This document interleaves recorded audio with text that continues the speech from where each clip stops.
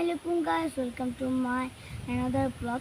তো দেখতে পাচ্ছেন আমাদের কোরবানি গরু কিনা হয়ে গেছে। আপনাদের দেখাই, এ গরু তুই একটু দত্ত ভালো করে ধরিস, গরু দেখা যায় না যে আমার দেখা গাইস। এখন আমি গরু সিং ধরবো। ওই গরু গাইস দেখছেন, গরু কিছুই করবো না, তুই আমার দিকে দিবি।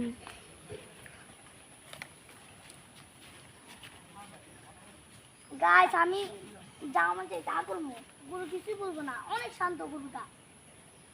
গলা খাইছে, গলা খাইছে।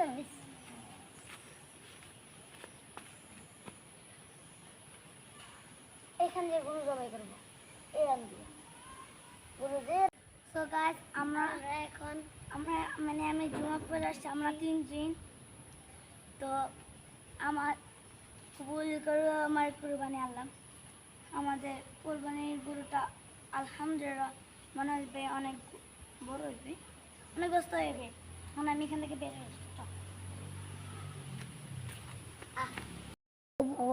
কবুল করো আমার কুরবানি, বছর ঘুরে এলো আবার কুরবানি।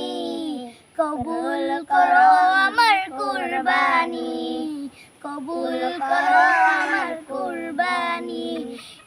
রোজার ঈদের শেষে আবার চলে এসলো খুশির।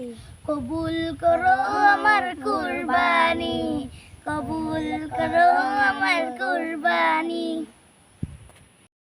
তো গাইস আমাদের মানে কুরবানিটা যেন আল্লাহ কবুল করে।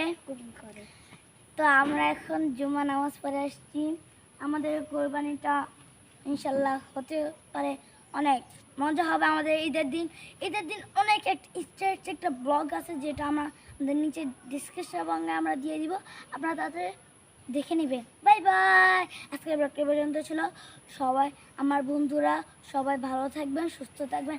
আল্লাহ হাফেজ।